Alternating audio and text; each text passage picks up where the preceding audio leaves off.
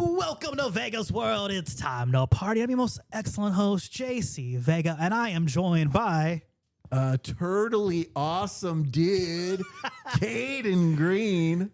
Radical. And in today's episode, we are going to be doing a retrospective of the Teenage Mutant Ninja Turtles movie franchise. So we're going to discuss all the movies, every single one of them, even ones that I'm not necessarily happy about. So yes. we're talking about the theatrical release movies. Yes. Right? We may dabble a little bit in like Batman versus Ninja Turtles or something like that, but I don't think we're going as in depth on the side quest movies that aren't exactly not necessarily. Releases. We'll mention I'll mention that one for sure at the end. But we're gonna be discussing because there's TV movies based on some of the series. I don't think we're gonna dive into that. I didn't watch any of those. I just watched the main theatrical released ones, plus that DVD, the straight to DVD or video stream, Batman. The Batman. Ninja Turtles. That one's so good. But anyway, we'll get to that when we get to that. We'll get to that in a minute. But let's dive right in. The first movie, the 1990 classic titled Teenage Mutant Ninja Turtles. Yeah. Directed by Steve Barron. I don't remember the writers' names, but that was the first movie in the live action trilogy. Kayden Greene, do you have any memories of this first movie? So I don't think I was allowed to watch this first movie when it came out, even though it was 1990. I was like 7. I remember seeing the commercials and my mom thinking it was too gritty and grown up for me. And I loved the cartoons. So like, obviously I was a kid who grew up on the cartoons. But I don't think I was allowed to watch this until like after I had watched like 3. Wow. Because 3 was like already looked more childish. And I remember my mom being like, yeah, sure, I guess you can watch that one. Because I was like 10 at the time. So you did it in backwards order. Basically backwards order. And like the bar was super fucking low. For you. Yeah. For me, because of how bad 3 was, that 1 was like this cinematic masterpiece, when in a sense it is. I think so too. Like, I don't mean to cut you off there. Sorry. No, go on. So what were your first memories of this movie? I remember watching it a lot. Like, I was born in 1990, so spoiler alert there. Hopefully no wrestling promoters hear that one. Anyways, besides the point, I was 3 years old. I watched this movie all the time. Like, it was on, like, I think I watched it so many times, like, sometimes even, like, multiple times in a day. Yeah. Just like, all right, let's go. Great. Let's watch it again. Or like skip to the highlights, but like, or some of my favorite moments. But like, I watched that movie so much growing up that I could recite it just, off the cuff. Like, I could literally just do it right now if I wanted to. Spend the whole podcast, just re-incite it. Like doing every single line. But that was my first memories of it, just watching it. Because, then second, we'll talk about that one when we get to that one. But I think it is a comic book movie classic, I will say. Like, I will put it up. This is going to be, for some people, like, what? It's not even that great a movie, but it is. I will put it up there with, like, as far as, like, adaptions or, like, comic book movies. It's up there with The Dark Knight and Endgame, like, those big emotional or big blockbuster movies. I think it is. For its time, the animatronics are so good that you get absorbed into the movie. That like it doesn't look like dudes in a suit. It feels like these turtles are literal parts of the story. You don't like the reactions to it. Everything about this movie for its time was like state of the art because it was Muppets. It was Jim Henson, and I'm sure we talked about this in the last time we talked about Turtles, but it's his last gig, essentially, last prior to passing. And the work that is done to make these turtles look legit. Like, there's like 2 moments, I think, when a turtle opens his mouth and you can see where the eyes came through. And that's fucking scary. In that same, or like a scene later, you could see the wires coming out from the suit from Leonardo. Yeah, I mean, there's stuff like that. But it's for its time, it's a technical wizardry. Like, it's really well done. I do think this, like, people say, oh, it's goofy, but like, I don't know, there's some heart in that movie. Like, being in the movie, like, Splinter's like, hey, I'm not going to be alive forever, guys. So you have to learn. They really have to like deal with something that most teenagers would deal with is like knowing, hey, who knows how much longer your parents are going to be on this planet, right? And it's like, ah, shit. And he's missing, and they're like, is he dead? Is he alive? Yep. And just the whole thing of family. Like, I mean, you know, Danny with his dad. Like, I guess he's a single dad. They don't really go in detail with the mom, but yeah, like for that movie, like those moments like that, and just how mature it's handled in a sense for it being a PG movie, and like, oh, it's for kids.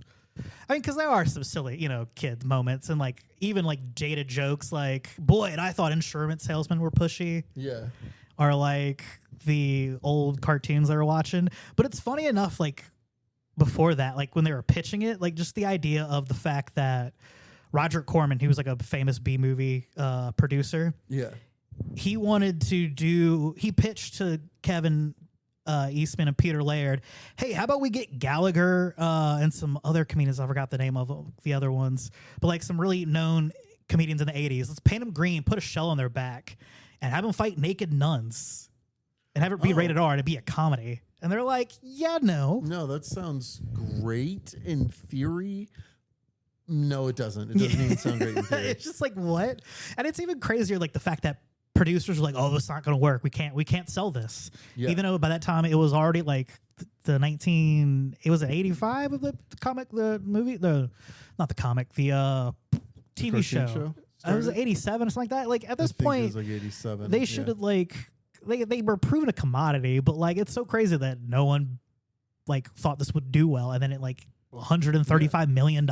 Yeah, it's 202 I think in total, with a budget of $13.5 million, making it the highest independent film of its time until the Blair Witch Project. Which is still wild to me because I never thought that movie was good. The Blair Witch? Yeah, I never liked Blair Witch, and as like a horror guy, like I'm probably being cursed by somebody. Quick note on that. I think a lot of that has to do with like the marketing of it too, and how it played on like, oh, they were making a documentary. It's real kids. It's found footage, and like that's not really been a thing. But I will say, like it's pretty bare, but I think that adds to the creepiness of it. But that's just funny how of all the things that stood for like 9-10 years until the Blair Witch Project. Didn't Blair Witch get beat out by Terrifier though, or one of the Terrifiers? Possibly. I'm not too familiar with the box office indie on that one. I would suspect Terrifier 2 probably. Yeah, but I think so. Well, because Terrifier 1 came out during the pandemic, if I remember correctly. Yeah. But okay, so the cast on this, it's like, let's talk a little bit about that. It's not something they really like pushed on the story, right? They're like, hey, here's this. That Corey Feldman is Donatello. Yeah, he's the voice of Donatello, and like, how freaking nuts is that? And that like, is, especially at that time in 1990, Corey Feldman fucking mattered, right? Yeah, like, he wasn't Gallagher. He was somebody. No, he was not Gallagher. So like, Corey Feldman is like one of the biggest names in Hollywood at the time, and he ends up voicing Donatello in not just this one but the third one. Yeah. And like they don't talk about it like that's a big deal. No, they don't. And then isn't there also like another person in the cast that like Judith Hogue? I know she's been pretty successful. Judith Hogue is the April O'Neil. Is April, and she's only in the first one, right? Yes. She plays April in the first one, and then there's a mix of reasons that they say they got rid of her. Yes. Like some people say she was a bitch on screen. Other people say that she was too pushy for the rights of the stuntmen. I'll speak. It's more of that one because I remember there was during COVID, they had a big cast reunion, and like Ernie Reyes was on there too, and he talked about how like she was pushing for them to like, could you guys like not ride these guys so hard? Because like as soon as like they got hurt, they'd be like, all right, cart them off, get the other guy, call the other Asian dude that know from down the block to come down. And they're like, can you guys like not put these guys in, like through hell? Just, like treat them like respect. Well, one of the other reasonings, or at least that I was told or that I heard through listening to other stuff, is that she didn't work well with not work well. What's the word? When they like tested the test audience with her, teenage boys weren't attracted to her. Oh wow! That's what they said. I didn't hear that. I've never heard that one before. Like, That's funny. I'm sorry, what now? Like, I think she was a fine young lady. Yeah, I mean, I think she was hotter than the second one. Yeah. Oh Not well. to like pervert Ninja Turtles, but like, I mean, I think Paige Turco is pretty attractive, but like differences. But yeah, no, like, no, I think she was fine. I think another reason too is like she didn't like the violence though too. That's an odd in thing it to not like when you're in a action movie. Right. You would think, I mean, the word ninja is in it, but that's another thing too. We'll talk on a little bit into Elias Koteas, who played Casey Jones. By far, I mean, there's only been 2, but he's the best Casey Jones ever. Casey Jones, yes. I think even characteristically, even if we threw in like voice actors or whatever from like 2K, but yeah. His delivery on a lot of stuff is so good. And there was a fun little thing. I went to see the Fathom events of this movie. Yeah. I think also, speaking of that, like Fathom events, usually it's a 2-day thing normally, right? Okay. They usually take old movies or like bring in like I don't know, like some anime movie for 2 nights showing this night. Well, before that movie, like I think it was middle of July, they announced like we're doing 2 nights of the original Ninja Turtles movie. Yeah. Then like 2 days later, they're like, okay, we've actually added 5 more days to it. And then it's like they're like the demand was so high, and then like the week was up, and they were like, we're adding another week to the theatrical run for this Fathom event, which I think also speaks to how well this movie is overall. Like it's just story wise, like yes, it's goofy, but like I don't know, I feel like people sleep on it a bit because it does got a lot of heart to it. Like to me, like. And like even Kevin Clash is a great Splinter. Kevin Clash is, for those who don't know, the voice of Elmo. Yes, that's what he's most famous for. But is the voice of Elmo. To me, he's Master Splinter. But yeah, he plays Splinter in the first 2. In the first 2, yes, because they were Henson group. Once they leave, Henson, he doesn't stick with it. No. But yeah, most notably known as the voice of Elmo. Which is so funny to think about. Like I never knew that till I was like an adult, and I was like. That's a wild high pitch. I can't do the Elmo voice, but like that to like this, like almost raspy, like I'm an old rat. Yeah, like vaguely Japanese, maybe. Yeah, but not offensively. Not offensively Japanese. Yeah. But yeah, any like the rooftop fight in that movie, I think is a great close for a movie. Shredder falling into a garbage truck, and then Casey like a fucking psychopath just being oops. Funny enough, him. As in my research, that wasn't in the original script. That oops part, him falling is, but like the garbage truck wasn't there. But he just either he just falls and hits pavement, or or later on, the garbage truck comes in, but then like the oops. That is like heavily psychotic. Right? And it's a funny thing. They're like, oh, violence. We're too worried about the violence in this film, but then like, but we're gonna keep the part where this guy fucking pulls the lever and kills a guy, crushes a guy in a compactor. There's a scene in the newest Final Destination where a girl gets like basically bumped into a garbage truck while the compactor's going. Oh no. Oh my god, it's fucking sickening. It's so good. Yeah. But I do love in that moment too, like in the they're asking where Splinter is. It's like, oh, the rat, he has a name. He had a name, which like a little maturity level, like in this movie, like even though it's for kids. Yeah. Kind of like imply, I fucking killed him. Yeah. And he's like, you lie. And like I love you can see it kind of in the between like the little grating in his mask. Yeah. He does a smirk and goes like, do I? Yeah, just fucking cool moment, and then like Splinter pops up, but it's funny too because like in the script and like in the comic book they give him a little bit more of a fight, but because like he's a hand puppet instead of like a full body puppet, you can't really. That's why he's almost always sitting, or like in an odd thing, or like obstructed, so we're like, oh yeah, like he's walking, but like really, it's a Yoda situation. Yeah, it's very much a Yoda situation. The another moment that like I remember just stuck out in my mind because like they edited out of TV when I saw it on TV a lot. The moment when they're in like the antique shop and the foot soldier like swings the axe and hits the electrical wires and electrocutes himself. Oh yeah. That's like, oh shit, that happens, huh? Oh yeah, they had to cut a lot out of the TV. Yeah. And it like, I mean, I get it's violent because it's a movie about ninjas. Yeah. But like, I don't think it was like looking back on it. There's much more violent things. Any moments that stand out for you in that film that you like that are just like, oh, that's really good? I think the Jose Canseco bat. Did you really pay money for this? I love that. That might be one of my favorite. Casey versus Raph in like that scene. Yeah. Love that scene. It's like one of my favorites. It's a great introduction to Casey. And that dynamic that you see later between the two of them throughout the cartoon series and all that other stuff.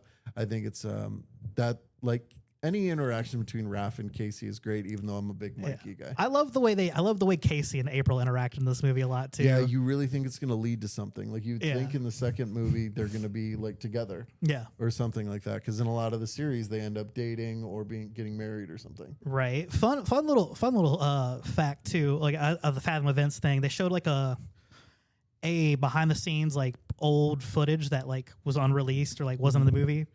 And like even the director talked about, we had 14 pages we had to shoot, but like we ran out of time. Yeah. Because like between like the shooting schedule and like the animatronics just like freaking out because of the frequency they were on.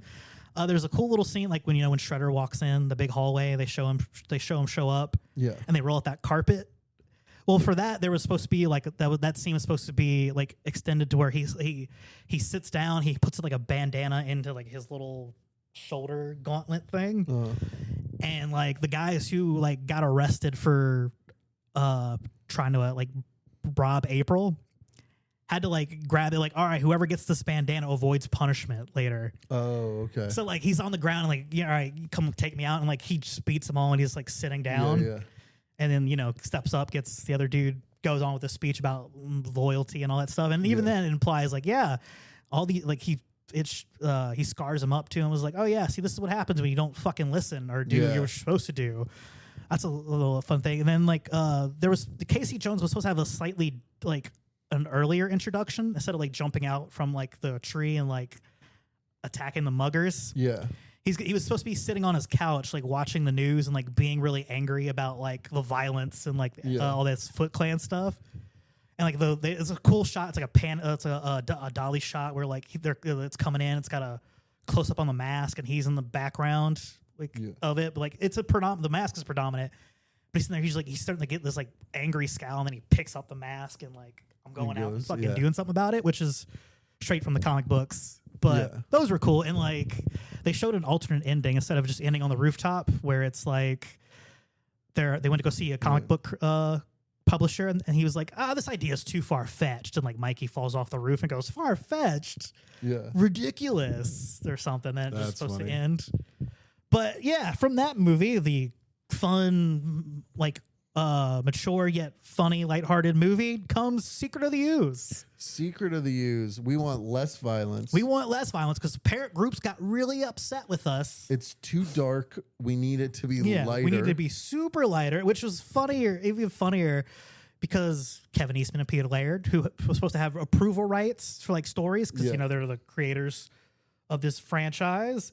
They were pitching like, hey, how about instead of going back to like, Shredder, we allude to him possibly being around for a third movie, but like, what if we follow like the TGRI, which TCRI in the comics, we follow that storyline, and then like the Triceratons come, and like with the little brain people, and they're like, yeah, but let's not do that because like that's a little too in your little dark fantasy world. How about we lighten it up? Yeah, they wanted to be more like the cartoon. Yeah, because a lot of kids went to see it and were like, "This is not like the cartoon." Yeah, it still fucking killed it in the box office. At least the first one did.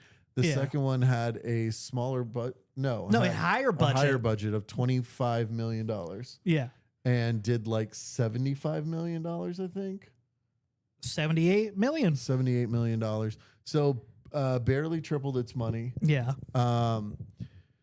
My beef with Michael Pressman, who was a director, like I saw a quote from him about this movie. He was like, that first movie was really good, but it was dark and gritty. Our world, we can put it in a comic book world. And I'm like, sir, the comic book, which this is from, is very dark. Yeah. Even more dark. They cut his head. They cut off Shredder's head at some point. But like, yeah, it's flight. It's funny. They don't use their weapons at all. Yep. Even though they don't use their weapons, I think that for introduction scene's pretty good. Like as a kid, I loved it. And the funniest memory I have of this movie, my mom banned me from like owning the movie. Like I can only rent it.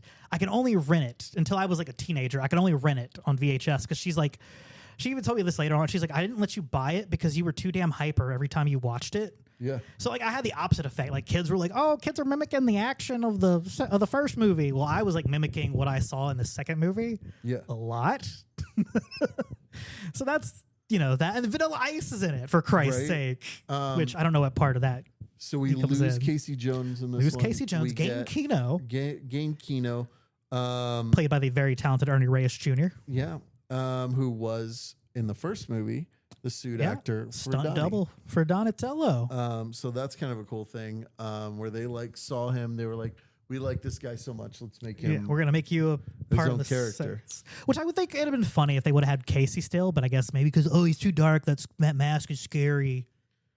Which they bring him back. Well, we'll talk about that in a minute. But yeah. That the funny the cold cuts. Mm-hmm. That Michelangelo uses. So good. They use they don't use any other weapons other than Donnie. Yeah, who uses his bow. But everyone else uses similar things, but in a funny way. Yeah, right? Which is even funnier because hey, we don't want kids like nunchucks are banned in the UK. We don't want kids like swinging around nunchucks. Yeah. But what if there's I don't know, a family has a painter stick, which my dad did, which I used as my bow staff. Right. Kids will find a stick like that and hit somebody in the face. Come on. But yeah, yeah. And then Professor Jordan Perry was supposed to be Baxter Stockman. Well, no, they were supposed to reveal at the end of the movie he was an Utrom. The brain race, but so budget. If you look at him, the guy who plays him, and then you look at the character of Baxter Stockman in the cartoon, yes, so similar looking, yes, bow ties, yes, very similar looking. I'm shocked they didn't go with that actually. Right, it makes the most sense, and I think as a kid, I was like, that's Baxter Stockman. Yeah. And then he says his name and you go, that's not right. No, Jordan Perry. But yeah, that's the one holdover, I guess, or they were trying to, and then we can't afford to make a brain creature. And then they were like, we don't want kids to think, oh, it's Krang, because it's not supposed to be Krang. Yeah. Because Krang was only a cartoon creation, and they were very anti anything cartoon. That's why they didn't want to bring in Bebop and Rocksteady. So we'll make up Toka and Razor. Yeah, which looked equally as looked pretty scary. Thinking about it, but it's so funny how their babies and Shredder's reaction. They're babies. Ugh. Just that whole thing is funny. But so Eastman and Laird. You Frenched him up. They didn't want to bring in any aspects from the cartoons into any of the movies, and I think that these were all just kind of they were just don't fucking tell them. We'll just put this movie out, and they brought those two in because they said that the creators were we think Bebop and Rocksteady are just too fucking childish and cartoony, and they're okay, cool. So we're gonna make the big bads idiot babies. Yeah, that was the alternative. They're fine, we'll do it. Kevin Eastman, I know, is pretty chill. He'll let just about anything go on with his creations. Peter Laird was a little bit more not necessarily, but I don't know. But yeah, how do you feel about Vanilla Ice though being in this? I think it's fun in the way that Blink 182 was in American Pie. Okay. And the way that I think it's fun in the way that we like that distraction from the same storyline, right? And it pulls it we always say that wrestling is a variety show, right? And that's a big thing that people say about it. And I think movies have to have that, because if you don't, if it's just straight serious the whole time, you don't have something that's a little different and fun. And plus, it was a people grab, right? Yeah. Everyone was talking about Vanilla Ice at the time. He was hot at that time. He was real hot at the time. So it's why wouldn't we bring him in and have him do a song and perform, and that makes it kind of breaks up that. It brings in like the fans of Vanilla Ice, mostly girls at the time. I do. As a kid, I like that number. As an adult, I'm just like, man, this is so cringy, right? As the older, cynical, and like more comic book oriented Ninja Turtles fan, I'm just like, man, yeah, bro, like how far did we leap from like the super serious, or not like too serious, but like this more down to earth, realistic tone to this? Yeah, but it's a fun movie still. Like I enjoy it. It's still up there for me, and like even the nostalgia factor. Just like, like the whole like Michelangelo not understanding the big words, and then finally when it's like indigestion's the only way, and he's like, you mean they have to eat it? That's the one thing he does get. Yeah, it's just like, yes, I understand that. Right on, yo, my man. That's funnier to me. Like I know that dude from that movie, but then I see him in Titanic, and I'm like, that's the dude from Secret of the Use. Wait, which dude? Jordan Perry, the professor. Oh, he's in Titanic as like one of the snooty like rich guys. Yeah, that's with funny. Billy Zane. Paige Turco, I think I like her a lot more as April, though, if I'm going to compare the two. She feels more like the cartoon April. Yeah. Is that why? Maybe that, but I think, I don't know, I feel she's more down to earth. Like, I don't know, I just feel like Judith Haig, even though she was like connected with the Turtles, like in the story, but like, I don't know, I just feel like she still kind of just was like still too detached in a sense to me. Okay. I don't know. I just feel she just fits April better. Just like I like that dynamic a lot better. That was it was funny though too. Like I realized this now as my rewatch. The neighbors, like people are like talking to her outside of the apartment. They're like, "Oh, if you cut off all that heavy jumping and aerobics," it's like makes me realize, oh, they're the upstairs neighbors and all they are the downstairs neighbors, and all they hear is like the turtles like jumping around and shit up there. That was pretty funny, but yeah, no, it's a fun movie. What's not so fun? Or any facts that you? So the voice actors change, right? Yeah, well, Donatello changes for sure. Donatello changes because at the time Corey Feldman was in rehab. Yeah. I want to say the rest of them changed too, right? No, Leonardo's actor stays the same. Maybe Raphael's changed too. Raphael's changed. Okay. Yeah, because that was Josh Pais, who was the suit actor and the voice actor, but for whatever reason they changed him. But everybody else except for Raph and Don were the same, which I think this is going to be controversial. I like the Donatello of the second movie better than Corey Feldman's portrayal. You want to know something wild? What? The guy who played Razor. Yeah. Also played Lord Zed in the Power Ranger movie. That's hysterical. That's fucking gnarly. What a childhood culmination there. That's right? That's great. What else? There was Kevin Nash was in that movie too. That's what I was gonna say. My brain's been trying to figure it out. Kevin Nash, Super Shredder at the end, who the finish of this movie. Yeah.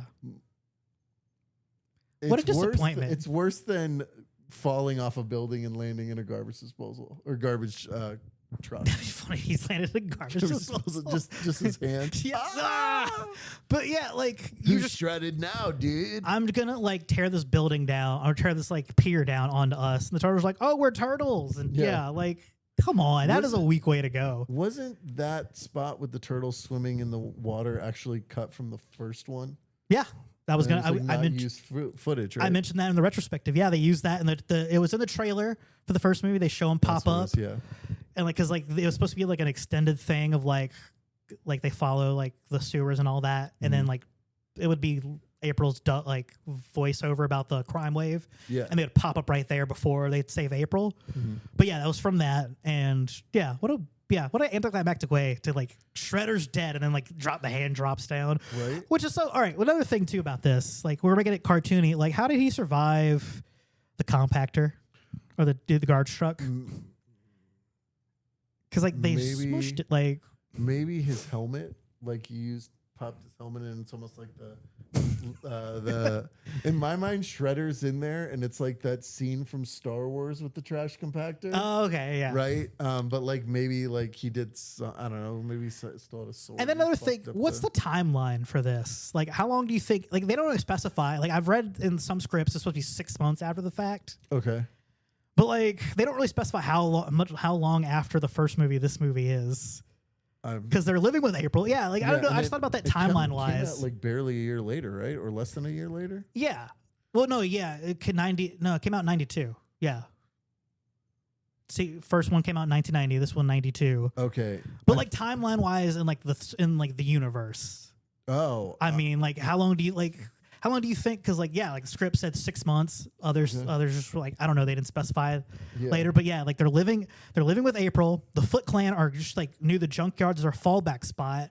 So it makes it seem like this is like a day or so after the fact, or like not even a few days. I don't know, but it's just so funny. I was thinking about this like logically. I'm like, where does this fall into place? Like in a timeline between the first movie and like this movie.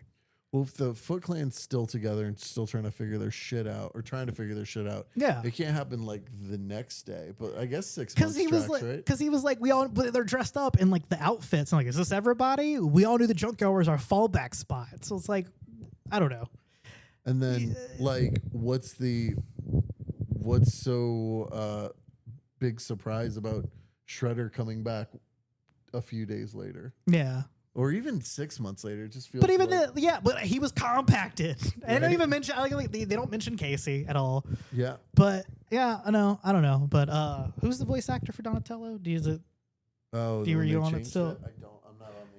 Oh, I thought you were still on there. My bad. I was looking at 3, trying to get the box office on it. Got you. Oh shoot, what's his name? I saw it earlier, but like I don't see it in the IMDb. But regardless, that Donatello is I think the better Donatello, and I think Paige Turco is the better April. That's just my take, man. Is it a hot take? Maybe. Possibly. I don't know. A lot of people like Corey Feldman, and I don't mind him. Like he wasn't bad. Like I was saying, he was terrible, gave it to a performance. Yeah. I just think I feel like that actor portrayed a little bit more of like the nerdiness a little bit in his delivery of stuff. So I feel like he would have been better in the first movie. That's just my hot take, brothers. Fair. But yeah, moving on from that, the not so successful, lower, even less of the budget. Yep. Teenage Mutant Ninja Turtles 3, which is not called Turtles in Time. That wasn't added on later. It was added in some releases, on DVDs. In some DVD releases, yes. That was just the video game name, and they just wanted to. I guess, people confuse or Mandela effect to that. Oh, it's Turtles in Time because they're in the past. Yeah. And here's my take on this movie. There are ideas of a better movie in this movie. Yeah. If they would just fleshed it out a bit more. Okay. Because like at first, like as a kid, I enjoyed it because here's another. You're a do you have any? Yeah, that's your first movie. So that's the first one I watched. I remember seeing that in theaters. My mom let us because we were old enough. Yeah. Finally to watch it, I guess. I remember like at 10, you don't pay attention to half this shit, right? Yeah.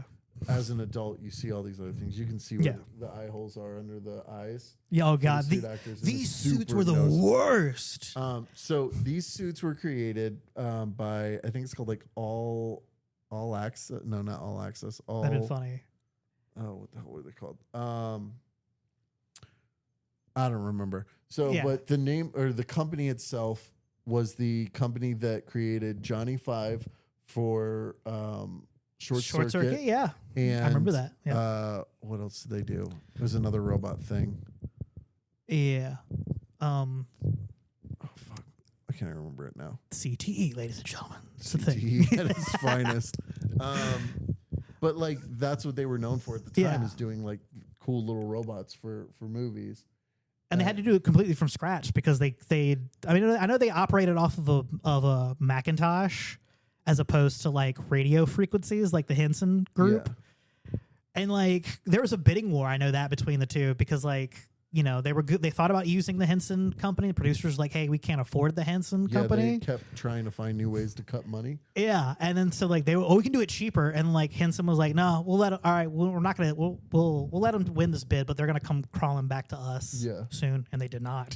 No, so I wish they would have though, because those suits look horrible. So the budget for 2 was $25 million. Yes. The budget for 3, $21 million. Yeah. So they were like, okay, like Turtles was on a fizzle, right? It was dropping significantly. They were in like the 9th season of the show. Yeah. toy sales were plummeting. So the companies that made the video games, the show, and the toys all got together and said, let's go fucking balls to the wall. Let's put out even more toys, even more video games. All this stuff. And we're going to make another movie. And they made Teenage Mutant Ninja Turtles 3.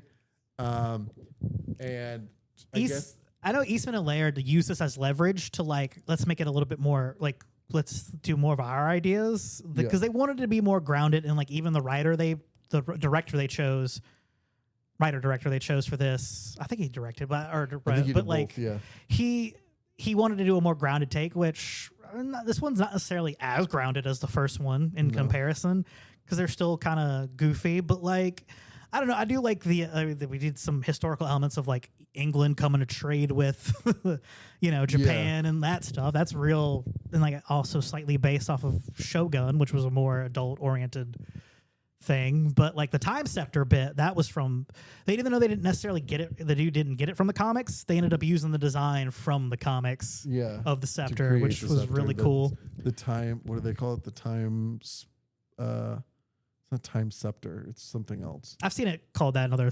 things, but I don't. But in the comics, they call it like the Mulligan or something. No, it's the Time Scepter. Oh, it's got a different name. Does it? You sure? Yeah, it's I don't know, sir. MacGuffin. It's MacGuffin. But like so they create a Time Scepter. In the comics, they have to get the Time Scepter from the Triceratons. Is that what they're called? Triceratons, yes. Yes. And this other lady who's like the Rennet. I know Rennet. She's one of the Time Lords. The Time Lord. So they have to get it from her, right? Lords simultaneous. Yeah, she's one of the Time Lords, and like, yeah, they have to go use her along with it. But in this movie, they have a much more diverse backstory of how they acquired it.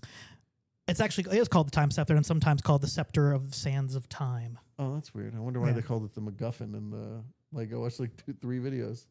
Or maybe it's just like the TV show, or maybe like the 2012. Maybe, yeah. Maybe it's like an insider term. MacGuffin's usually like something like an object. They're like, oh, it's the MacGuffin for the film. Yeah. Oh, okay. Like the Time Stones in Avengers is the MacGuffin. Yeah, that's the interesting term. A gimmick. Okay, it's the term, like how we use gimmick. Got it. Got it. So they have a much more in-depth backstory of how the Turtles acquired the Time Wand, and it is an antique shop. She went thrifting. April went thrifting, and she found it at the I think it's an ancient egg timer. All right, so another thing about this movie that so bizarre. So I know they were cheap, so they used 8-year-old songs, basically. Like ZZ Top, Can't Stop Rockin', and Baltimora, which came out in 85. I say it's 18 years. Not 8 years, maybe, but it's still old as shit songs. It's just like, why? Comparatively to 93, yeah. So no, I mean 7-8 years, yeah. And it's just like, what do we do? And then like Casey Jones is back. We're not really use Casey Jones, but Elias Koteas is going to be a character from the past as Whitley, as his name was in that character, which fine. Yeah, it's great that he's in it more, but like, what a waste of Casey in a sense. Like, we just need you to babysit Splinter. Well, you're not a Splinter, but like the honor guards are there and like they might be. So that's like, to me, that whole Casey babysitting the honor guards or whatever is absolutely ripped off of Bill and Ted, right? Like, yes. When he has his brother babysit all the historical figures. Oh yeah, Napoleon. Yeah, and like it's 100% that. But they're like, oh, we'll just like, I don't know, maybe they'll play hockey, and then Casey puts on a hockey mask that is not the Casey Jones hockey mask. Not at all. It's a weak goalie mask. It's I thought that walking back, those are kind of funny now. I mean, even as a kid, they were funny, but like just the idea of like, I'm taking care of these dudes who have like no idea concept of like electricity, cable, and all that other stuff. Yeah, and I'm teaching them hockey. Yeah, and I'm trying to teach them hockey. Yeah. And they're going to go back in time eventually. So that's another thing too. I like how, like they get around like the fact that like you take the person's clothes that like who you switch bodies with. But and the Turtles aren't wearing clothes. Well, Mikey wears boxers. And then like the dude comes back in the box, and the other dude's like, I thought they would like. Well, I'm glad they didn't, but it's funny like they let him wear still like the ancient undergarments still, like, which is kind of funny. I think like if I was like created that scene, I said they swap clothes. Yeah. I would have had the turtles in like basketball jerseys or something, like they had just like watched a game or something, you know, or like they were just at a Yankees game or something. It just happened just out of the blue. They came back, like, so she went thrifting and Casey and the turtles went to watch a Mets game or whatever. Okay. So they're in their jerseys, but their jerseys are fucking 12XL because they're turtles, right? So when they switch with the Japanese dudes are in these giant dress size fucking baseball jerseys. That'd have been hilarious. But because I was watching it and he was like, well, I don't want these dudes to come out naked, so I got boxers for us. And like Splinter's like, no, we have no time for this scientific debate. It's like, bro, all they gotta do is like put pants on for like 2 seconds. Like it's not gonna take that long. Like a fucking towel. Like, come on. But yeah, that'd have been fun. Or like, yeah, April shows up. I'm gonna surprise guys with all this stuff. And Splinter, I got you this. Wait, what's going on? 'Cause she read the inscription. Or no, Kenshin read the inscription on his scepter, and yeah, it teleports him. And yeah, that would come back. That'd have been cool. I'm shocked we didn't get any like Hamato backstory, like from like the like lineage. Oh, this is the great grandfather, because you know in the first movie Hamato Yoshi was like around in current day kind of. So like surprised we didn't do none of that, but I guess maybe at the behest of Peter Laird and Kevin Eastman, they were like, nah. Oh, speaking of that, real quick, backtrack 1 second to the second movie. Another idea they pitched was like the Rat King be the villain. Oh, I love the Rat King. And like him be the creepy like comic book version. Like they were like, nah. But yeah, so like this, this movie, like I said, there's some good ideas. Like, I don't know, like the Mitsu Michelangelo subplot was really not that explored for what he does. Cause like at the end of the movie, he's like, I don't want to go back to New York. I want to stay here with you. And she's like, you'll always be with me, Michelangelo. And I'm like, wait a minute. You had this obsession with this girl. You had one scene with her where you're like, oh, he's kind of like your boyfriend, huh? You really miss him. And that was their only interactions together. Yeah. It's like maybe if you would have like expanded on that and have them like, I don't know, interact doing something to like where it'd be like, oh yeah, maybe I could see why he'd want to stay. But at the same time, it's like, bro, you have a father back home who lives on a subway. You got a life, dude. Which I think is the coolest layer they ever have, by the way, the subway set. That subway set is also used in Next Mutation. Yeah. And it's also basically the same suits, right? No, it's the same layer, but they all different suits entirely. Because like the suits, well, I know they have like they're different they're buffer. They're buffer. Oh yeah, because they're more Power Rangery. Yeah. And then anything that stands out from this movie? Have you watched it? Or it's been a long time since I watched it. It was one of the ones I watched a lot as a kid. I kind of watched a recap to kind of refresh my brain on it earlier.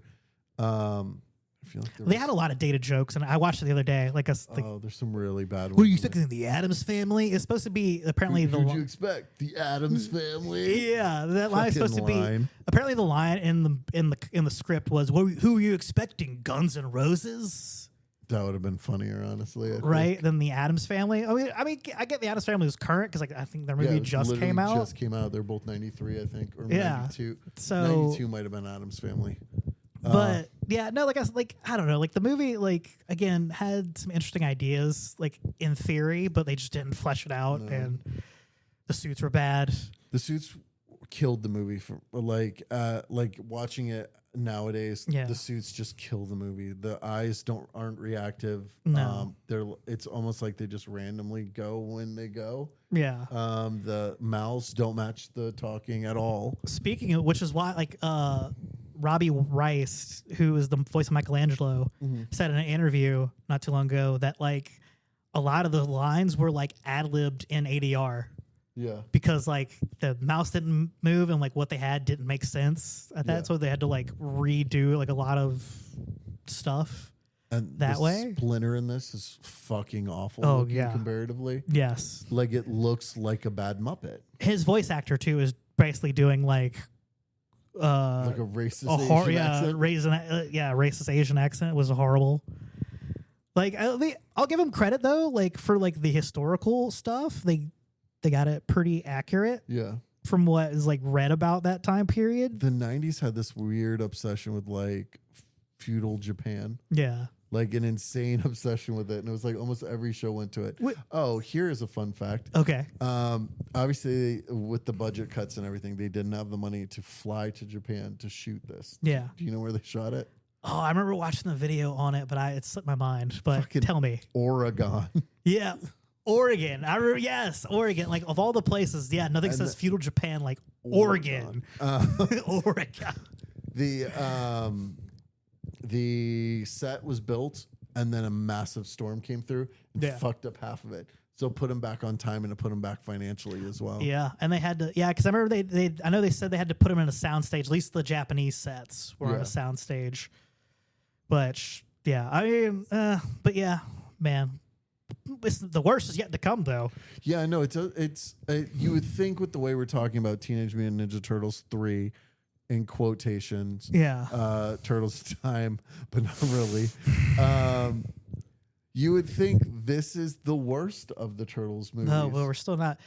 We haven't got there yet. But the next movie we're going to talk about. Actually, no, there's nothing else I want to say about that movie. I said what I need to say. Yeah. The TMNT, the 2007 movie. Yeah. Now, I was on the message boards in 2002. I'd found out the internet and message boards were a thing. Well, I knew what the internet was, but I'm on message boards, and I found like a Ninja Turtles one, and they were talking about this CGI movie that were in the works for years.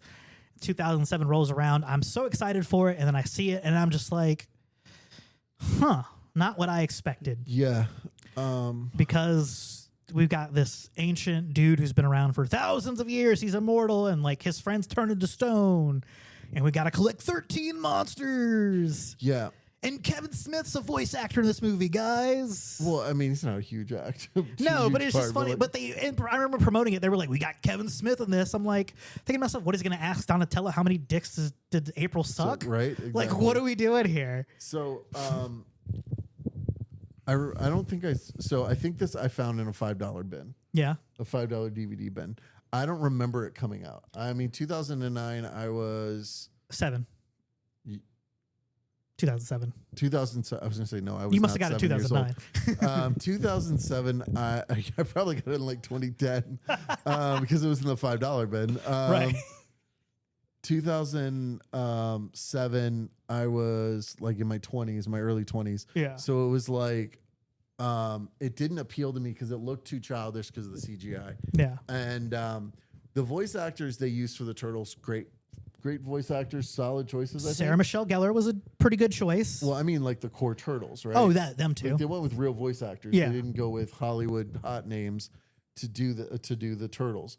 They went with solid voice actors who had like legit backgrounds in voice acting, and then the other characters like April and Casey and pre-super famous Chris Evans. Yeah, Chris Evans as Casey Jones. That's Casey Jones.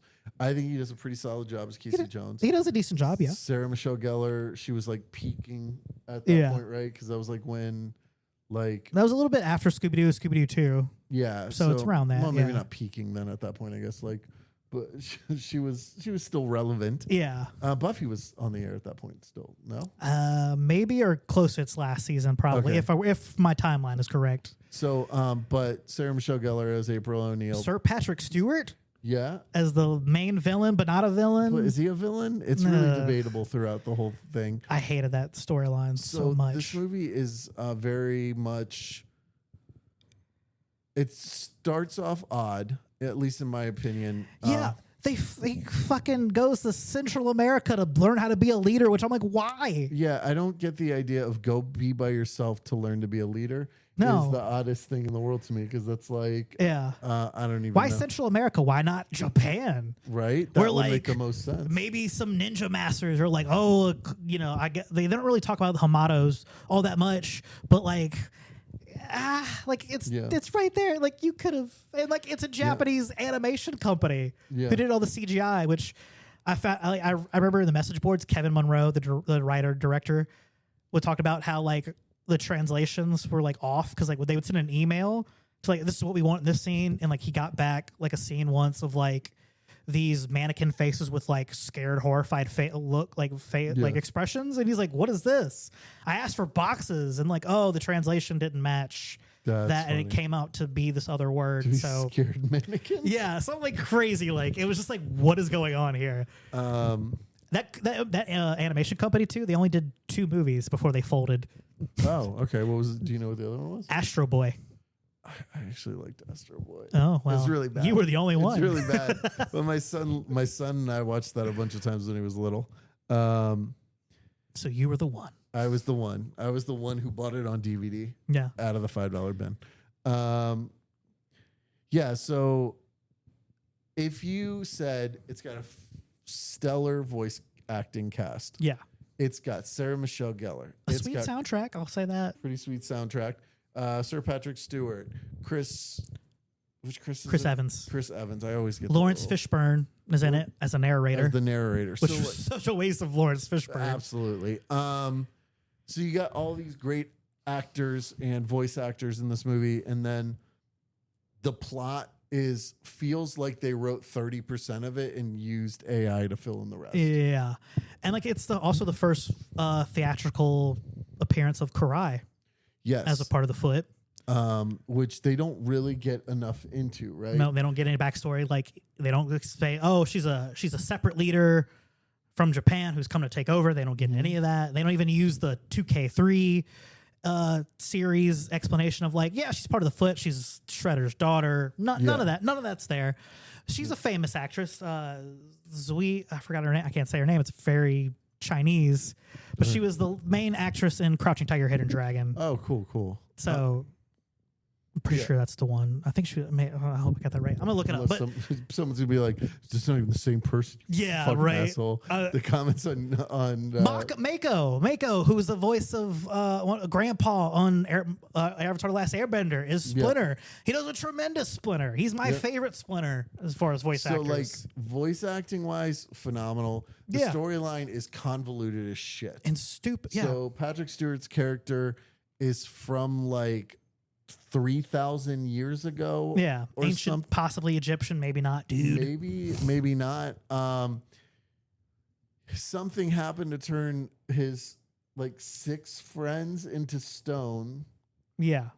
And then because of that, he unleashed 13 monsters. Yes. So you have like a combined like 18 or 20 baddies in this movie.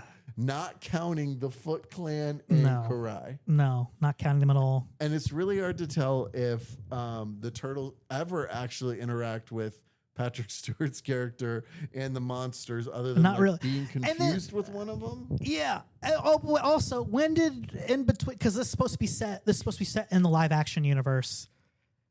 That was Kevin Munro. It's supposed to take place as the 4th. Yeah, that was Kevin Munro's working theory with it. It's like, because they even have that little trophy display at the end with like Shredder's helmet, the scepter, the canister, all that stuff. So when did April decide, hey, I'm going to go back to college to become an archaeologist? Yeah, it feels like Tommy becoming a paleontologist in the period of like 6 years. Yeah, in between his dreams of becoming a NASCAR driver. Yeah, like what, but I'll give them credit. At least they're like, we're gonna April trained with the Turtles and Splinter to like learn some martial arts finally. Yeah, instead of being just a damsel in distress and just like, oh, I'm here, guys. Yeah, like at least she does something. I will. Another funny thing, I will say, they had like probably one of the most perfect lines for Raph ever in this movie. When like he's like, Casey, come to the roof. He's like, and Casey's like, what is it? He's like, the roof. You know what a roof is, don't you? Like that was like, oh, okay, that's very sarcastic, Raphael. Great, I love it. Super subtle.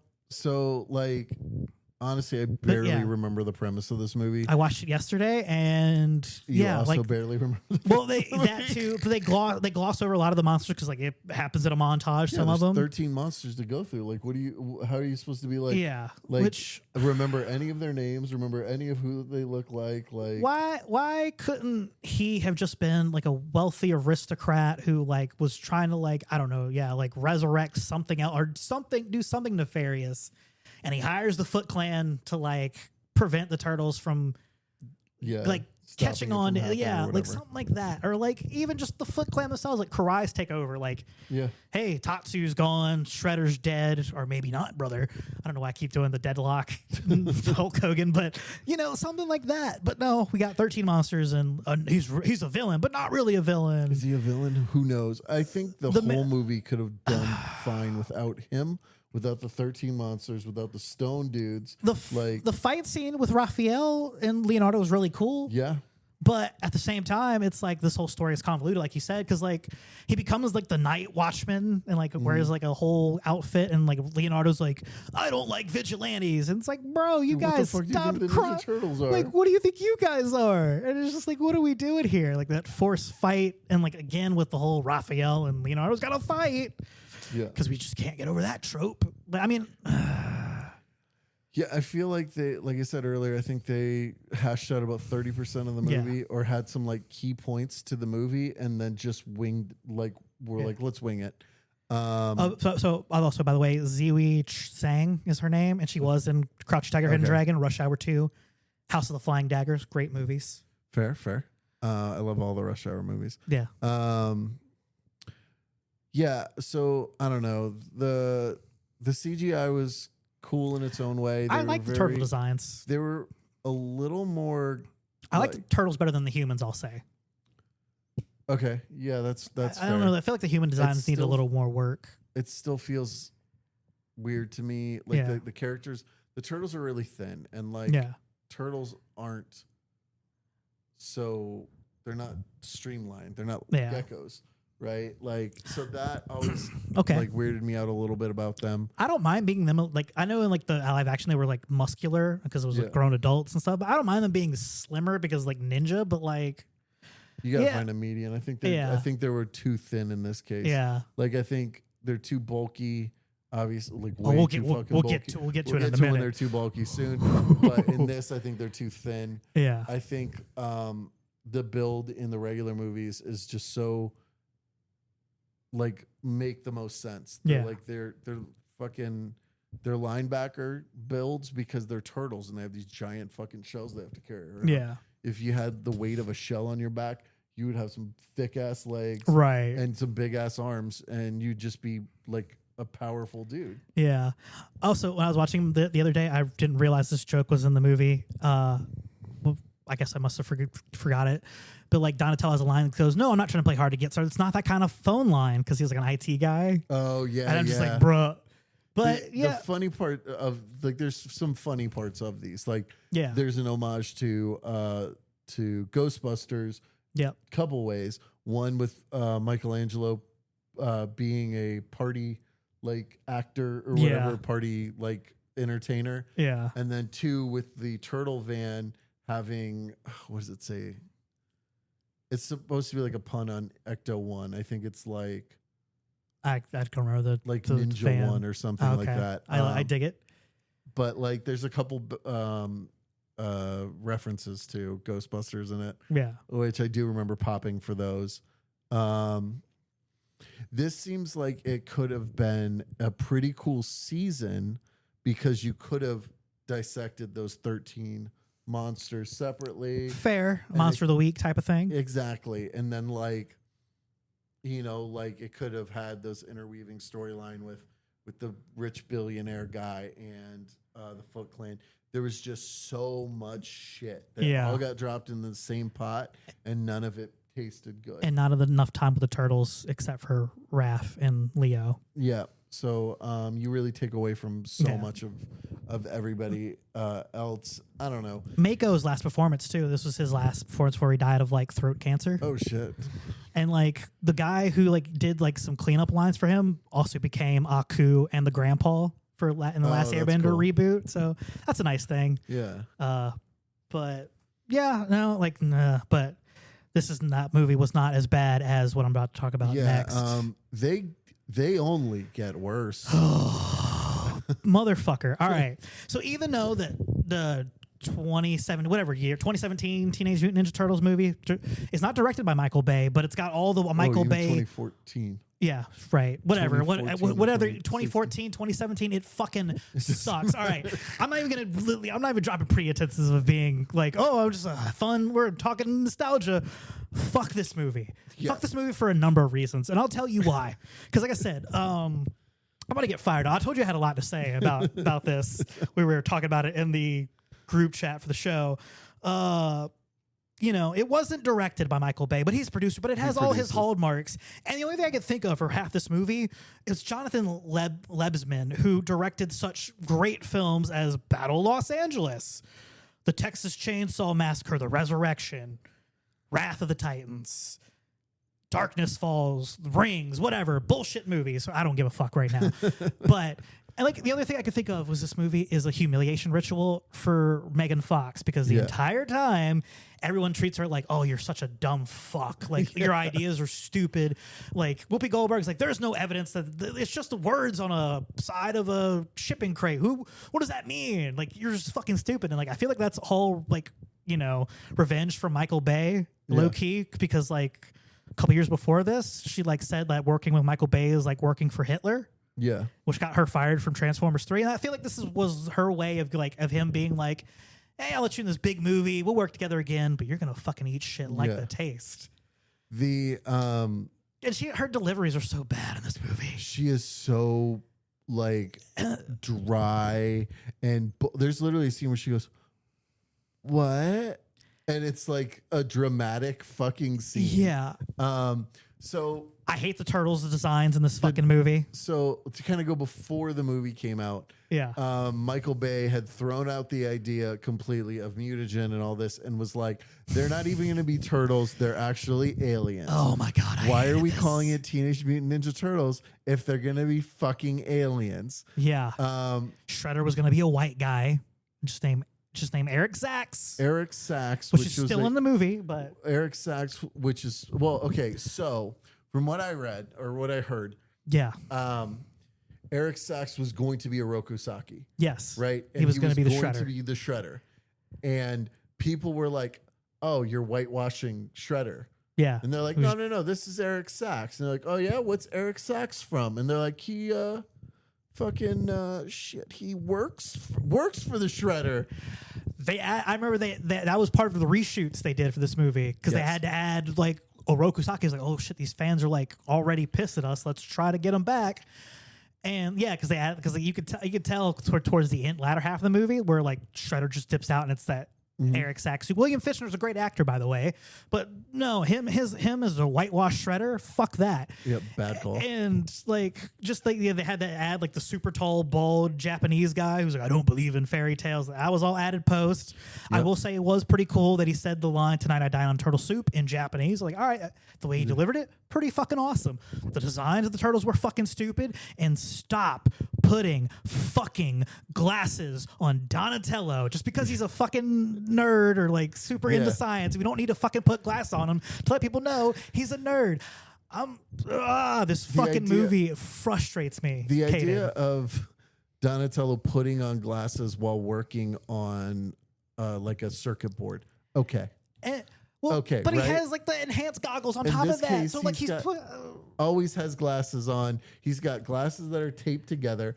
These turtles are 7 feet tall. Yeah. How the fuck do you have glasses that fit someone that fucking big? And not only that, but you broke them and you had to tape them together.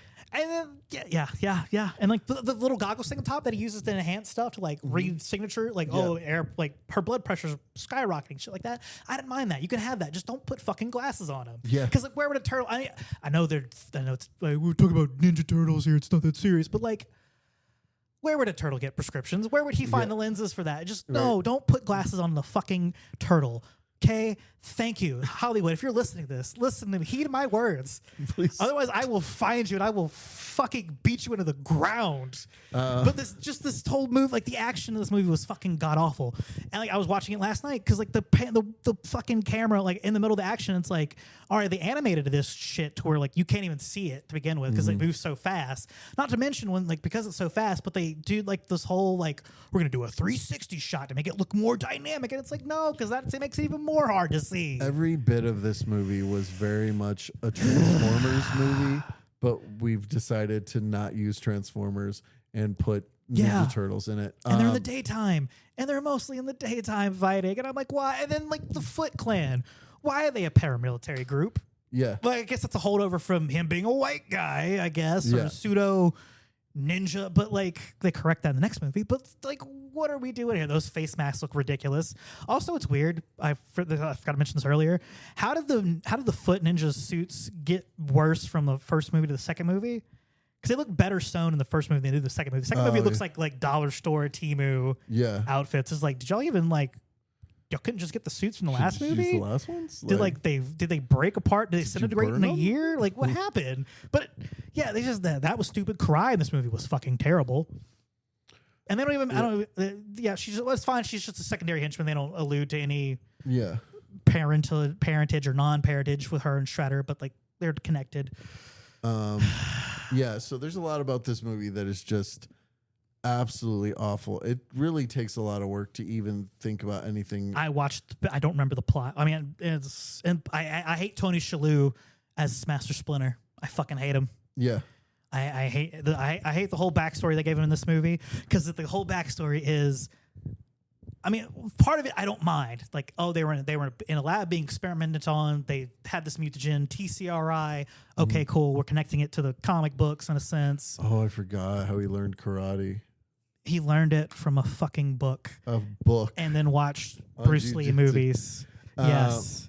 Yeah, that's the most fucking backyard bullshit I've like imaginable. So in this cinematic universe, there were they were being tested on. They didn't get the mutagen poured on them by accident. Yeah. They're being tested on along with a rat. Because when you do scientific testing, you go, what is the key amount of animals that we need to test this on? Oh, 1 rat, 4 turtles. One of them is Sax, and the other one is April's dad, who they don't give a name. He's just like, oh, April's father. Yeah. That's it. And I don't know how she forgets this because she like all of a sudden remembers it when like she hears the name Leonardo Raphael. She's like, oh my God, I suddenly remember I had pet turtles, and they were the ones in the lab, and I named them. They're my turtles. It's just like... And she's like, what, 10? Yes. So she's like 10 when this happens. How do you forget about a fire that kills your dad and these turtles? How? And I know you're an adult now and time heals all wounds. How? Kayden, answer me. How? So one thing that kills me, though, is like, so the turtles are named after Renaissance painters. Yes. And this project is called Project Renaissance. Yes. Right? So why would a 10-year-old, if I gave my 10-year-old 5 turtles and I said, I'm working with these turtles for this Project Renaissance, what should we name him? He would be like, Blue, Dog Face, 6'7", and fucking Grizzy or whatever the fuck, like the Rizzler. It's the Rizzler. It's the Grizzler. It's fucking Big Bang and whatever. Like he would name them after dumb shit. Yeah. No 10-year-old's gonna go, oh, Renaissance, huh? I guess Donatello, Michelangelo, Leonardo Raphael, after famous painters, Dad. Yeah. Like no. The dad may be naming him that. I hated it already. I hate that like there's no Hamato Yoshi connection and like that's why he knows martial arts or even that he was Hamato Yoshi. No, none of that. Just they were just regular pets and he watched YouTube of Bruce Lee highlights and found a book. That's where he learned I was going to defend us. And then the thing, how does he know about Shredder when Shredder wasn't even in the flashbacks? Yeah. There was no hints of Foot Clan. There was none of that. It would make more sense if there was a familial tie with Oroku Saki and Hamato Yoshi, but there's none of that. How does none of it connects? The turtles are like 7'5". I hate that. I hate it. Which like most teenagers who are 7'5". Even mutated ones, I'd believe they'd be 7 foot, full backs. Yeah, exactly. Like linemen for like the fucking Detroit Red Wings. That's the hockey team. I know. Shut up. I'm really pissed. Is there a scene in this movie that you were like, all right, that's not bad? No. No, not a single one. No. So well, okay, fucking fine. No, actually, there's one. When they're about to go fight Shredder, they're in the elevator and they start beatboxing. That is the only saving grace. What's it called the Hangover bit. Yeah. The Hangover elevator bit. Yeah, that's the only thing. There's a scene where they're fighting down a mountain during an avalanche. What the fuck? All right, and why are there in New York? Why are their shells bulletproof? Why are they suddenly bulletproof all of a sudden? But where was that ever a power? Was that ever a thing? No. Like they duck out of cannons, which I thought was another funny moment in that movie. In the third movie, I forgot to mention that. When like, he's like, "I'm gonna shoot you. We're demons. You can't kill us." And like he ducks, goes into the shell. Yeah. He's like, "Oh yes, very clever." Yeah, he's like, "Oh yes, very clever, very genius." Yeah, fine, but no, fucking sliding down a fucking mountain, avalanche, fighting each other. There's like a truck that's flipping over. I remember watching this and being like, that truck's going to turn into Optimus Prime. Yeah. I'm damn sure it's going to turn into Optimus Prime. And you know what the funnier thing about all this for me is? The joke's on me, because I remember when the first Transformers movie came out, it wasn't bad, and I was like, bro, that'd be so cool if Michael Bay got a hold of this, of the Ninja Turtles. And you fucking did and it then to three us. movies later, they're like, Michael Bay is getting a hold of the Ninja Turtles. I'm like, no, what have I done? Yeah, like, that was my thought. I was like, oh shit. And here it was. They're going down a fucking mountain, and Raphael busts through the fucking side of a work van like the fucking Kool-Aid man. Yeah. I mean, and you know what? Alan Richardson, Reacher on the Prime show, Reacher. He's great. He's a great actor. He also said that the Turtles got treated like shit on set. Yeah. Which is so funny because it's their movie. Like you would think they'd be treated with a little more respect. Dudes who did the voice acting also did the CGI acting. Yeah, besides Johnny Knoxville. Yeah, they were all in the little get-ups on set. Which made it so like. Have you seen those photos of them set on the set and the mocap outfits? Like, little, like eyeballs up top for them to pay attention. And they actually have them like legit shells they're wearing too, which I thought was funny. But so like, at least they did that. They put that effort in. So when like Megan Fox and what's his face, who might be the only good casting. What's that guy's name? I keep Will Arnett. Will Arnett. Who Vern Fenwick or whatever his name is. So he might be the only good casting in that movie, right? Yeah. Debatably. Yeah. So anytime they're in those scenes, they can kind of communicate, and it doesn't look like they're just staring into the abyss, and the two of them are looking in the opposite directions. So like at least they put some effort into that pre-CGI. It's just the models of the characters are fucking hideous. God-awful. They're just so ugly. They don't look like Ninja Turtles. They look more like aliens. I like how they make jokes in the movie like, what are they, aliens? No, that'd be stupid. Yeah, that was your fucking idea, you fucking assholes. Yeah. Busting their own chops. So really fucking bad. Really bad. And yet, this is the movie that made the most money out of all the Ninja Turtle franchises. It did make all the most money. It also cost the most money, right?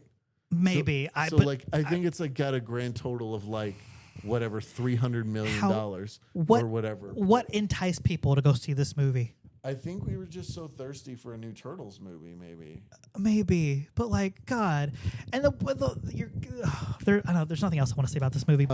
Okay, so the 2014 movie grossed 191 million domestically and 485 million worldwide on a $125 million budget. So like the budget for Michael Bay's first one was a little less than the original one made what, 200 million? 135 million. It did make, it was 135? 135 million. So 135 million, which means like how did this movie make $31 more? How? I don't understand. I guess maybe they were starved for it's a new generation of kids who hadn't seen it. I don't I'm going to beat my head in the mic. This is how frustrated this movie made me. Like, the action was terrible. The backstory was terrible. The acting was terrible. And Megan Fox can be decent when she wants to be, or when she's in better directed movies, I guess. Or, like I said, this must be a humiliation ritual. Yeah. But the second one, Out of the Shadows, I didn't hate as much. Not saying much. So I think what they did with Out of the Shadows is what they were trying to do with Ninja Turtles 2. Yeah. So they wanted it to be like more based on the cartoons, a little more lighthearted. Yeah. So they want to bring in some characters that you know. They want to bring in Baxter Stockman. Yeah. And you get Tyler Perry as Baxter Stockman. Which as for this goofy movie, wasn't bad casting. Didn't hate it. You get Bebop and Rocksteady. Seamus is one of them. Seamus is which one's the Rhino? Rocksteady. Right? Yeah. I will always get them confused. Yeah, I do that too. I was hoping you would know better than me. But yeah. Bebop is the warthog, so he was Rocksteady. Yeah, he was Rocksteady. Yeah. Not bad casting. If you want to hire a big muscled up lunk, fine. Yeah. Seamus was great. Yeah, I think they did a great casting for those two. The comedian, I mean, I don't know. I'm not really sold on the comedian being him, but again, when they're animated, it's fine, I guess. But as a human form, I'm just like, it's a little odd because Rocksteady or Bebop and Rocksteady were kind of meaty dudes, so you might have wanted to like pro wrestler or football players or something like that. Yeah. But I think Seamus did great for a wrestler in a movie that doesn't really have any background in acting. Tyler Perry, great job as Baxter Stockman. How do you feel about Stephen Amell as Casey Jones? Okay, I love Arrow. I love the Arrowverse. Yeah. I love Stephen Amell. I love Stephen Amell in WrestleMania or whatever. Heels? Match. Or no, All In? He wrestled SummerSlam? Cody Rhodes at SummerSlam. Yeah. I loved him in All In. I like heels. He was the worst fucking version of Casey Jones imaginable. One, he's a cop. Why the fuck is Casey Jones a cop? Two, he's the most lacking fucking Casey Jones. No attitude, no fucking badassery. He's a smiling, happy fucking wannabe cop. Hey, all that cool shit you did in Arrow, don't do that here. It's literally like, that's why I was like, oh, this is going to be tight. He's already used to playing a vigilante. This is going to be nothing for him. We want to go with Casey Jones, but he's like a happy-go-lucky cop. And I feel bad for it because I know he has worked with the script he's given. And like the worst line ever, that's Officer Jones. I'm going to be a detective someday. Yeah, it's absolutely like the most lacking. Like, they could have done so much more with Stephen Amell. I love Stephen Amell. And they did my boy so dirty. Yeah. We are not food. It was not a good choice for him. Whoever wrote, like, the people who wrote that wrote other, like, Alias and other TV shows and just not very good stuff. Like, I think one of them wrote The Huntsman too. So that tells you the quality we're working with here. But just, banging. The Karai, the recasted Karai is better. She was in The Runaways, the Marvel Hulu show. She's good in that. She did fine here. Brian T, who took over as the Shredder in this movie, was in like the Mortal Kombat. He was Liu Kang in the web series.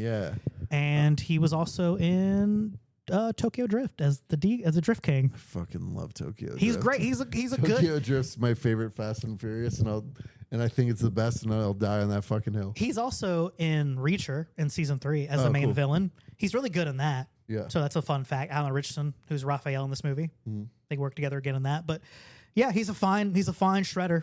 Yeah. At least this one's actually Asian. Yeah, fair. I mean, the recasted Rokusaki was Japanese, but yeah. As in purpose, like him being there, and then the Footer Ninjas, gone are the fucking machine guns. Yeah. They have swords in their backs and look more ninja and do ninja moves. If this movie was the first Michael Bay, I wouldn't have hated it as much. I wouldn't have hated it. I would have been like, all right, cool. It's not good still. Don't get me wrong. Yeah, I still don't like it. I was going to get to that eventually. But I'm bearing the lead, sorry. But what they very much did was bring in characters we wanted to see. We got the Technodrome. We got the Technodrome. For the most part. Yeah, we got Krang. We got Krang for the most part. Yeah. We got actual Shredder. We got Bebop and Rocksteady, which have never been in a movie before. Yeah. Technodrome, never in a movie before. Baxter Stockman, never in a movie before. And actually casted as black because he's black in the comics. Yeah. A lot of things that we hadn't gotten in a movie before and we wanted in a movie. Yeah. With that being said, the plot is lacking. The acting is just as bad as the first one. Johnny Knoxville isn't a voice actor in this one. They replaced him with the guy who was doing the suit the whole time. Yeah. Good. I actually liked him better as Leonardo because Johnny Knoxville was such a weird ass casting. Yeah. Why was he? I have no idea. I don't understand that one. There was one. nothing about Johnny Knoxville. It was 2014. So yeah. Jackass had already like kind of peaked. We're done with this at this point. So he had really not done anything other than maybe The Ringer recently. Yeah. So like there wasn't a lot about Johnny. Well, he was in Walking Tall, but that was like years ago too. That was 2003. Yeah. Like so whatever. way after. So, because this was 2016, so 13 years later. Like, yeah. But yeah, so like the casting's better. Oh, they bring in the fucking van. The van happens. It shoots fucking sewer plates. It's got giant arms that do giant nunchucks. Yeah, that was funny, and like okay, that was decent. So car we got chase. a bunch of shit we wanted. We got all the toy stuff. Is what we got right in this movie. It just also happened to be paired with a fucking drab ass plot, a lacking storyline, and more Megan Fox being fucking worthless. Megan Fox was actually to me more tolerable in this movie than the first movie. Well, she was also less frequent in this movie than she was in the first movie. That's probably also why. Yeah, and probably she's done her humiliation ritual too, so I guess they didn't have to treat her like she was like a fucking dumbass. But the director Dave Green, I can see why you only directed Earth to Echo and Spider-Man 3 additional crew, like B team stunt work stuff, and then straight music videos but at least you were better than the Jonathan Lebson dude who did 360s. Then we got less Ninja Turtle action. We got like stunts, like Transformer shit in this, and the whole we want to be human and like, but they don't mention like. He was still a rat. So like, I thought they were going to retcon because they retconned the foot. I thought they were going to retcon Splinter being, a Japanese dude. We can use this mutagen to like anti-mutagen turn him back human. But no, none of that shit. Yeah, it was just it was a subpar plot, but still better than that first movie. Better than the first movie, but in theaters, boy, did it do jack shit. Which is why we didn't get a third movie. Yeah, so it was domestic 82 million and worldwide 245 million. So about half of what it made, half of what the first one made, but with a much better plot and or a much better casting and all the cool shit that we've wanted in Ninja Turtle movies. Just not in a well done package. Just not in a well done package. Because everyone was like, "Oh no, Michael Bay movies suck. We're on to his game now. Can't do it. Like won't do it." getting the hockey jersey for your favorite player for Christmas. But your mom bought it for you 5 sizes too big, or 3 sizes too small, or she accidentally got it bootleg and they misspelled the name, or it's the wrong team. It's his old team, something like that. But there's nothing to say about it. Tony Shalhoub still sucks as Master Splinter, and his design is awful. All their designs were fucking awful. Like, they did dial it back a little bit on all the doodads and gadgets from the first one that were all over them. Because it seemed like they had just thrown a bunch of shit on top of the turtles to make them look more interesting. He still had glasses on, which I fucking hate. Yeah, stop giving Donatello glasses. It's in the cartoons too.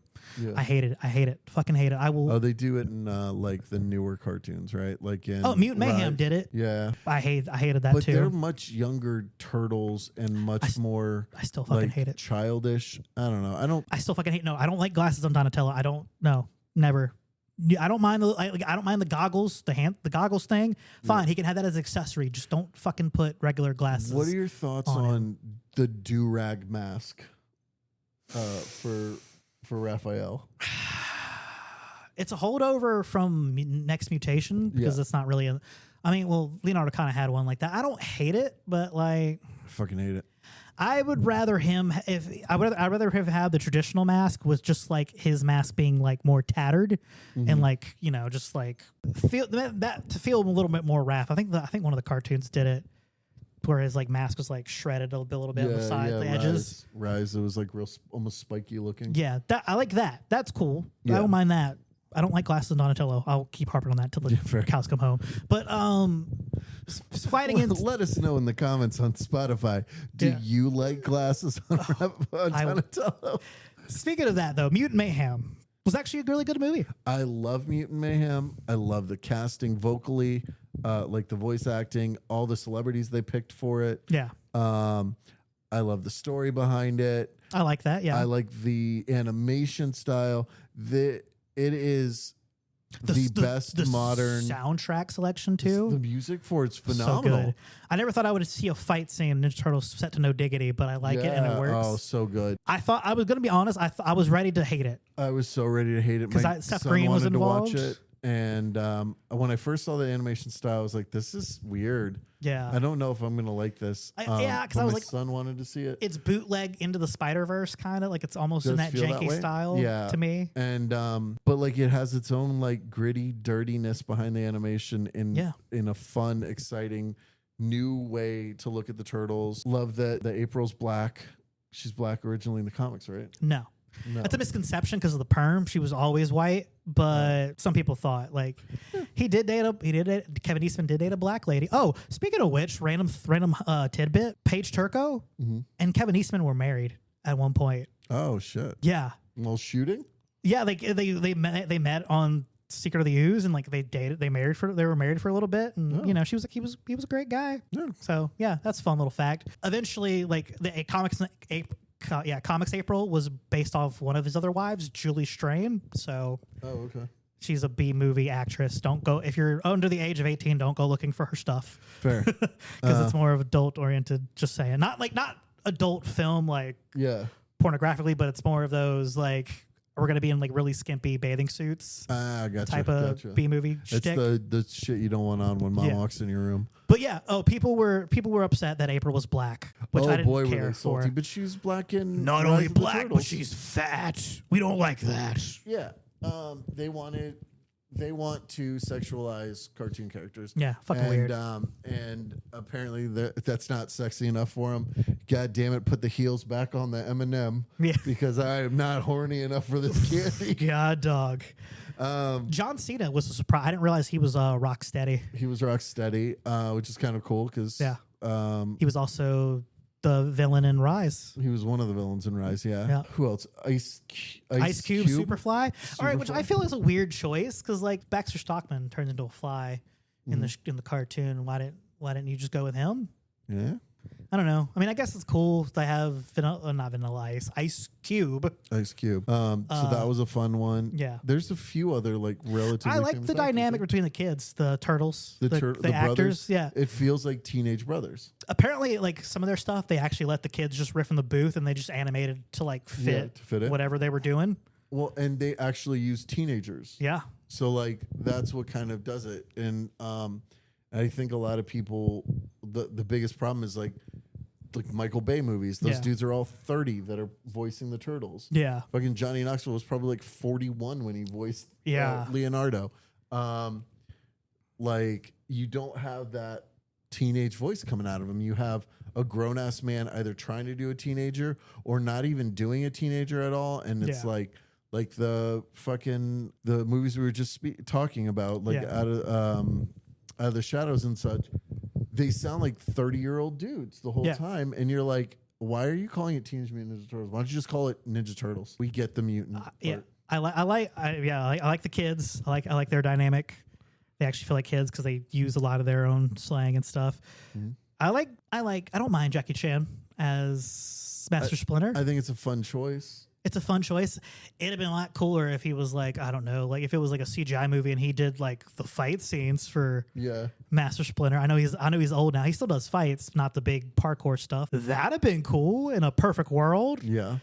Or like at least maybe fashion Splinter fights in a style of how Jackie Chan would have done in his movies back in the day. Yeah. That was fine. You know, I mean, he's Asian. That's they got that part a little bit. They did get that part right for once. Close enough. I just watched this movie this afternoon. I'm blanking on. I will say I liked the beginning part. Like it had a lot of heart, which I mentioned in the first film. Like it shows like the turtles explore, like trying to sneak around to get food and stuff, and like them seeing a movie and being like, I wonder what it's like to go to a real high school and be in society, and just being like, we live in a sewer. Like that was cool. It's like, oh man, we got some more like I'd say mature, but yeah, like things they don't really necessarily put in a kids movie. Mm-hmm. So I did like their first fight when Donatello gets stabbed with the sai. That was pretty funny. Yeah. I don't know if I was a big fan though of the big fight at the end, necessarily the big kaiju type battle thing they did with Superfly. How he mutated into like the 10-foot monster with like I think he had with other animals as his. Oh yeah, he was like body. absorbing them somehow.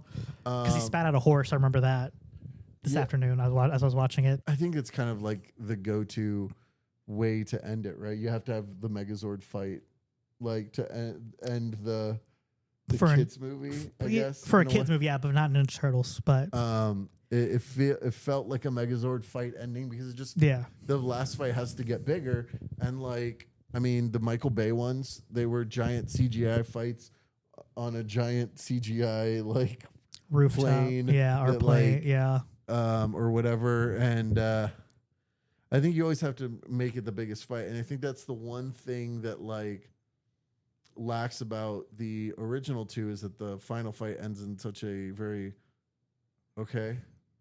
really the first the original 90 movie. So like the 90 where like the final isn't like him being like defeated and like surrendering, it's him falling into a fucking garbage truck. True, right? I guess. Or like the second one where he doesn't get defeated or surrender or like caught by the cops. I like the fight itself in the rooftop of the first movie. The fight movie. is great. It's just that how it end.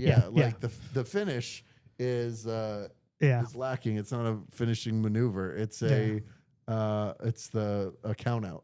Yeah. Like so like I like that they have this big giant fucking Megazord battle almost at the end. And obviously the turtles aren't a Megazord, but like you know what I mean. And it leads back down to the end, and then I will say though my one pet peeve is I don't like the fact they get to go to high school at the end of this film. Yeah. I don't like the fact that people know they exist aside from April. Yeah. That's just that's how I like my turtles. I'm sorry, I don't want to get Trump. You want to Trump whatever? I don't know. I went Hogan to Trump. The I don't know what it greatest turtles are turtles left alone. I think they just work better, like like away from people. Like I don't mind them like running into occasional people, but like I don't know. Yeah, it's different, I guess. I'll go see the second movie regardless. Yeah, which I found out they actually announced 2 days ago that instead of coming out next year, it's gonna come out in 2027 now. Oh, okay. So instead of 2026. So these kids will be like grown adults by the time we get to their second college. It's Ninja Turtles the college years. Oh God. Paul Rudd is Mondo Gecko. That's great casting. That's a phenomenal casting. I absolutely love this movie. It's fun. It's childish. Yeah. It's Ninja Turtles. It's a toy hawking machine. Yeah. Like you've got like so many characters, so many like almost bad guy of the week type characters that can be used down the road. And they do because there's like a cartoon series of it. Yeah. Tales of the TMNT. Yeah. Which is, they're going to bridge the gap between this and the next show or the next movie. The next movie, yeah. I think this one is fucking phenomenal, especially going from Michael Bay movies to this. Yeah. Where would you rank them? Like, how would you rank the films in your all personal? The films in total. Yes. All right. Okay. So number 1 is the original. Okay. And it could be nostalgia. Okay. But it could also be just because it's a fucking phenomenal film. Okay. Number 2, Mutant Mayhem. It's so fucking good, and unless you're poisoned by nostalgia. Okay. Right? If you go into it with this like, that's not how this one looks. It's not. No, my Ninja Turtles. I don't like my Ninja Turtles that way. Mutant Mayhem, number 2. Number 3 would probably be Secret of the Ooze. Okay. Oh, here's where it gets hard. Because I think 3, TMNT, Michael Bay, number 1, are all really bad. Yeah. I would say number 4 would be Out of the Shadows. I would say number 5 would be Turtles 3. Number 6 would be TMNT, because even though it's bad and lacking a plot, it's still better than the first Michael Bay movie. Okay. And then last would be the Michael Bay movie. Okay. So I think we're to have a similar list. My first one is the 1990 movie. Second one's Mutant Mayhem. My third one will be Secret of the Use. My fourth one will be Ninja Turtles 3. Okay. My fifth one will be Out of the Shadows. My sixth one will be TMNT. My seventh one will be the original, the first Bay. Flip-flopping 3 and... Yeah, and to add a little fun note, a Batman Teenage Mutant Ninja Turtles crossover. So fun film. I bought this, and it may have been another $5 movie bin situation, I think. And I was like, oh, this looks so cool. I'll watch it with my son. We both love Batman. We both love Ninja Turtles. Yeah. Ninja Turtles are kind of like the characters on the thing looked pretty fun. Yep. Batman's in blue. So I'm like, all right, cool. He's the chill Batman. And I had no idea it was PG-13. Mm-hmm. And it is very violent. I love it. I don't say I don't love. I'm not saying No, I I don't know. love it. I'm just. It's great. It's super fun. They bring in a bunch of people from different from DC Universe. And this is based off of the comic book crossover. Oh, okay. A little bit too, by the way. I'm just saying. So because that came first, and then they got together for this. But so this might be one of the best like animated DC movies of that whole thing, right? Oh yeah. They dumped out like 50 of them at once. None of them connect. This is its own fucking story. It's Batman isn't so much of a I work alone. No, he's got Damian, Robin, and he's got Batgirl. I like how in this version of it, and I remember I watched. I had this when I got it. I knew about it before it came out, and then when I bought it, like I think maybe not even 2 days after it came out, and like in the behind the scenes thing, they were like for this because they don't in the I'll talk about the comic book when we do the comic book retrospective episode, but I like how in this version of it, it's like, oh yeah, New York is just like down the 2 road. blocks the road from Gotham. Yeah, from Gotham. So, it's a little bit of a hike, but yeah, we're here. We're here. I love the action in this. Like, I was really surprised with the martial arts they did with it, like, and how, like, in-depth the fights were for animation. You could play around more with that, but, like, they did, like, some, like, as if I was watching, like a kung fu martial arts film. Like, I was like, oh, shit, we're getting these kind of turtles. This is what I fucking want in my live-action Ninja Turtles movie. It's so good with the action. I love the callbacks too. I don't know if you recognize any of the callbacks in them. Like when the first when Shredder comes down to fight Batman, they slow-mo him jumping down, and it's the exact same shot as his arrival on the rooftop in the first movie. Oh, cool. There was a line that one of them said too that was a callback to like I think like the second or third movie. Just a little fun little stuff like that. I wish I'd have wrote them down. I should have wrote them down, but there's a line where Batman goes, "It's pizza time." Oh yeah, I love that. That was hysterical. And then there's a bit where Commissioner Gordon's like, "What are they?" And they go one by one. He's like, "We're teenagers. We're mutants. We're ninjas. We're turtles." Okay, got it. I love these. I long for retirement when I'm away from when clowns are actually funny and all that other stuff. That was pretty funny. I do love how they did the whole manhole covers as like as objects kicked out from their turtle mobile. Yeah, they do that in Michael Bay too. Yeah, I like it this one though because they painted them with the pizza toppings and stuff. But yeah, no, I like the fights in this. Like I said, like they scrap and like. Leonardo, Shredder, and Batman. Yeah, they get into it. Like you said, they're violent. He bashes his head into like the wall and like the pipes and stuff. Yeah. They behead a guy in the movie. Yeah, like Ra's al Ghul cuts off a dude's. I didn't think they were going to put that in a PG-13. I guess I didn't think Ra's al Ghul was going to be in it. That was dope. They mutate some of the main villains, right? Yep. Like Bane's I forgot what Bane was, but. Freeze the polar bear. Yeah. Scarecrow's a crow. Yeah. Those were fun. Did you happen to see like this post credits teaser? No. Okay, cool. So like in the credits, like they show I don't know if you saw that far, but in the credits they show like old classic Batman or Ninja Turtle covers and they have those. When the credits are done, Shredder pops back up out of the goop that he fell into and he's Jokerized. Oh, that's tight. He comes out of all that, and he's like, yeah, his hair's green, his skin's white, and that's dope. That's awesome. But yeah, no. My favorite iteration of the Turtles, I was kind of worried because I was like, all right, are they going to go full on Wolf series? Like, whoa, bodacious. We're super fun guys. But no, we actually got like the 09. Well, 03 comic booky. Like we scrap. Yeah. And those kind of turtles, that was cool. Batman, it's funny, they put him in the light blue suit, but he does still have like the kind of the stoic, like the all dark gray. Yeah, I hate you type of thing. Or like I work alone and like it's my way or the highway type deal. Love that. One of my favorites. I'm surprised we haven't gotten a sequel for that. Yeah, that'd be cool. But I guess I don't know, maybe the big brass at Nickelodeon doesn't want to play ball with Warner Brothers or something. I don't know. But they should. It's shocking we have. I mean, you gave us a post-credit Jokerized Shredder, brother. Like, just give us what we want. Give me what I want.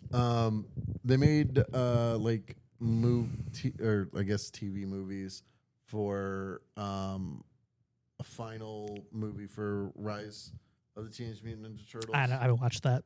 I think I've watched parts and pieces of it, and somehow they go into the future. I don't know either way. They did that, and then they did one for the 03 series, right?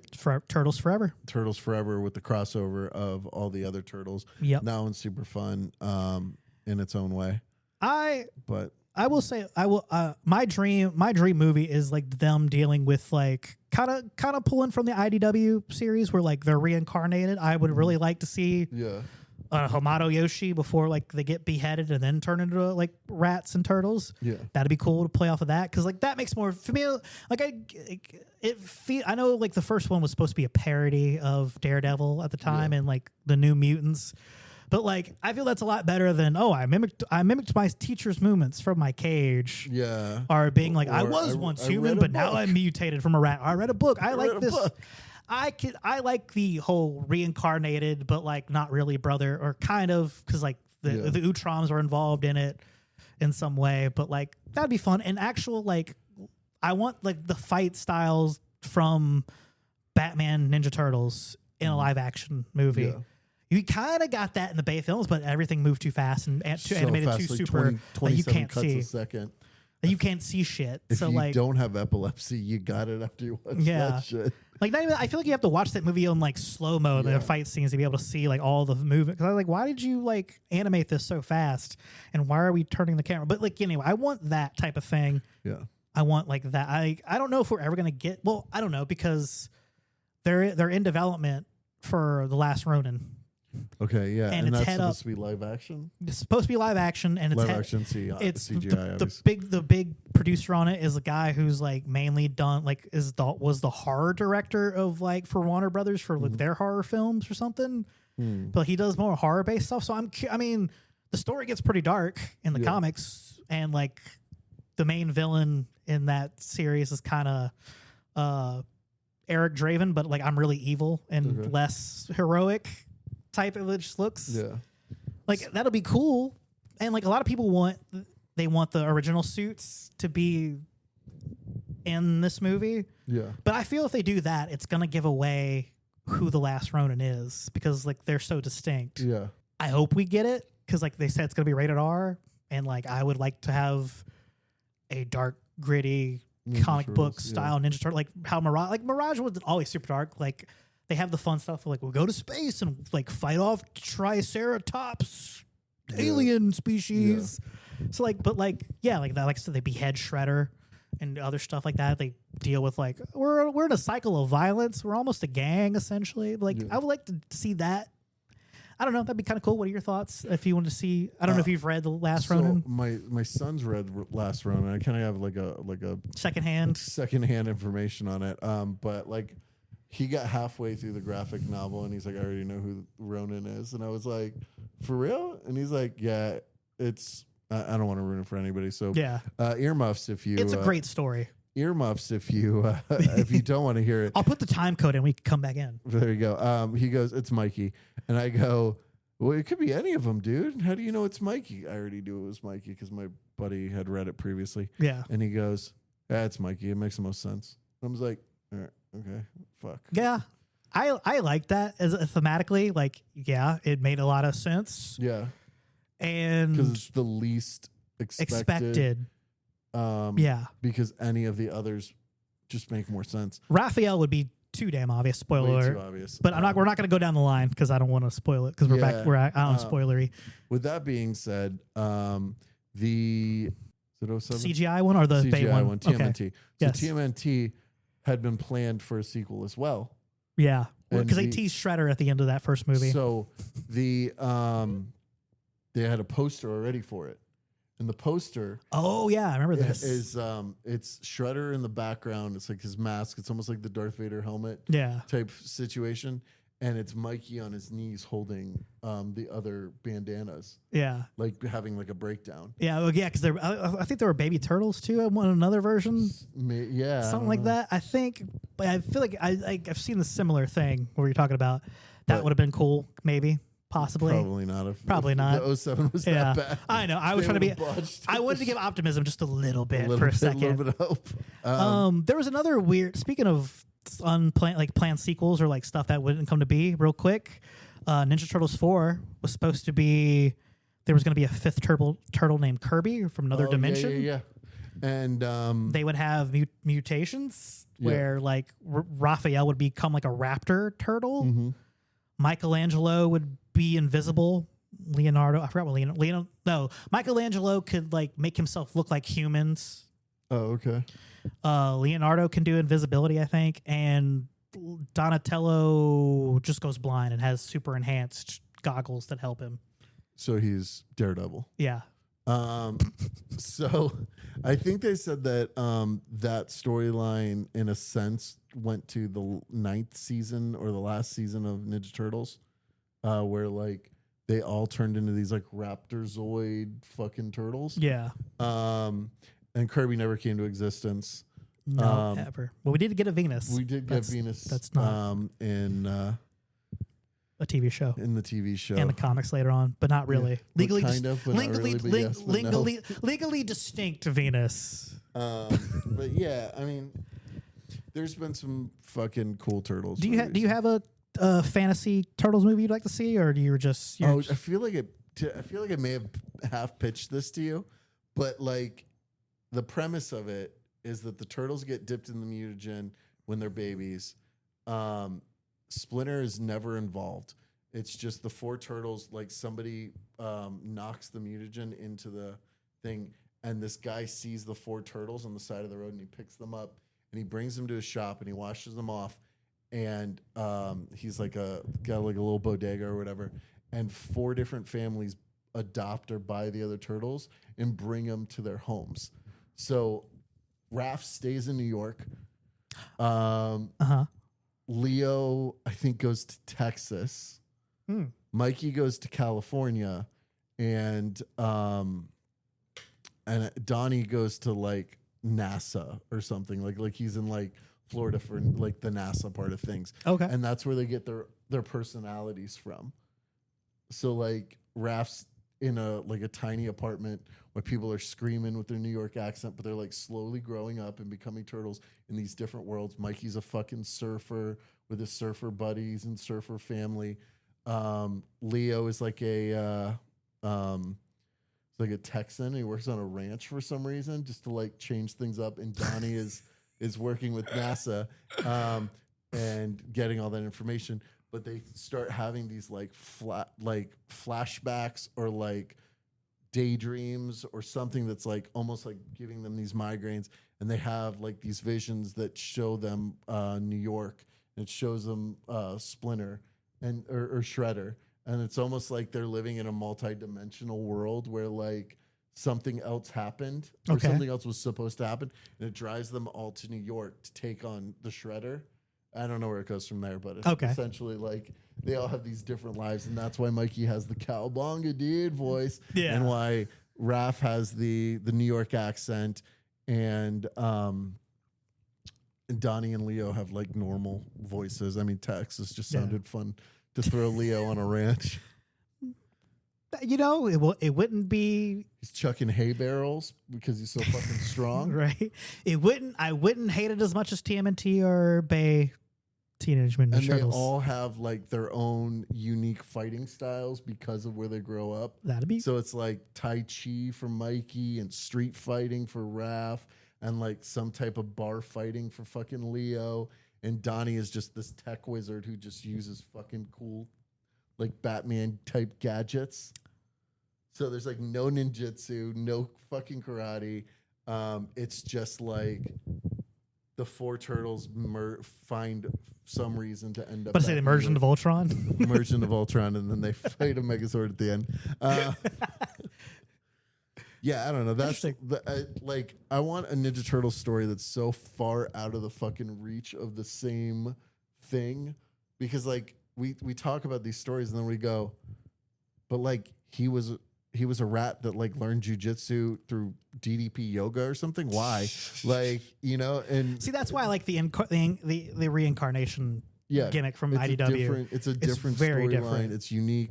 Yeah, I want something that's so far off from where it is, and I want that to be like the first half of it. I think it would be cool if we did a storyline, like a movie trilogy that didn't involve Shredder. Like, we could use the Rat King, but then again, like, that's the thing. Like, they don't have a whole lot of rogues gallery for them, in a sense. I mean, you could have Slash, maybe. Token Razor, possibly. Baxter Stockman would be cool, huh? Leatherhead, yeah, that'd be... I would like a story where Rat King and Leatherhead team up, and it's like Rat King's in control, and Leatherhead is just like this fucking Bane... Like almost like the Bane and Poison Ivy. Oh, that'd be funny. Type vibe, yeah. With a Cajun accent, though. Played by Leatherhead, played by Channing Tatum. Yes. doing the hard on fucking Cajun accent. Yeah.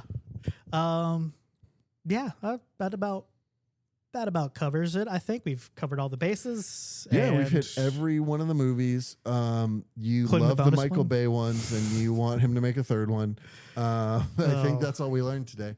And Donnie with glasses. It's a choice. Yeah. But yeah, just give me a close to Mirage style Ninja Turtles movie at some point. Yeah. Maybe Last Ronin will be that. Maybe we'll get another one. Maybe let me direct or write one. Right. Please, I'll get you a good one if you're out there, producers. I want a Ninja Turtles 3 ninjas crossover. That'd be 7 ninjas. That'd be fun. You know what I've thought about doing as a fun little exercise is like rewriting Secret of the Ooze, but like make it more in line with the first movie. Okay. I've yet to figure out all the details of it, but like I think that'd be a fun little exercise. I think if the second one was more in line with the first movie, then the third one might not have sucked. Probably. Like I said, there was a bare bones good story. I mean, there could have been a good story out of the third one. Yeah. If they would have tried a little bit harder. But Kayden Greene, where can they find you? Oh, you can find me all over the place. I'm online at Music City KG on Instagram, Twitter, what else? Fortnite. Definitely on Fortnite.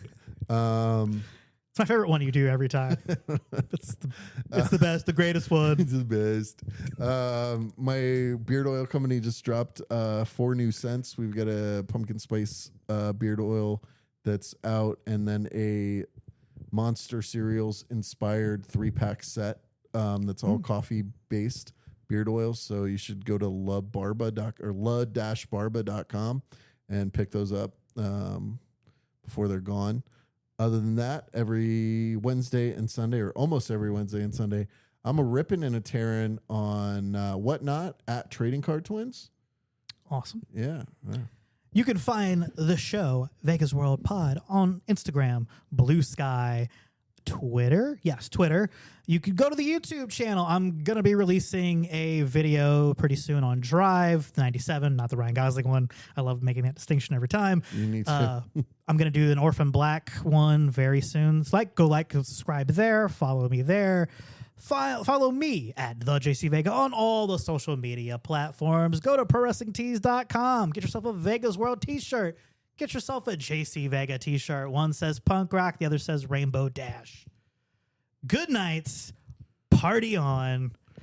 Aaron Nova. You're gutless. Rage!